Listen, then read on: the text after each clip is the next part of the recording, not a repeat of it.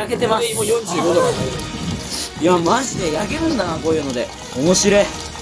おいしい。面白い。あ、男だった。その説明のことだって俺ピーチ使ってるわ。よし。来たよ来たよ、ほらほらほら。うまそう。これ英語で訳すと卵エッグ。卵。おもんないけどいくい。ああ。一旦休憩。見ないというか。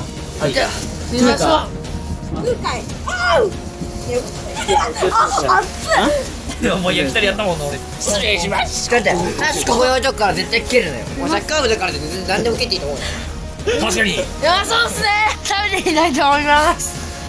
ザクッと言いました。ではいただきます。熱いと思うで。これいける？熱い。今日も食いたい。じゃあ今日の動画以上か。バイバイ。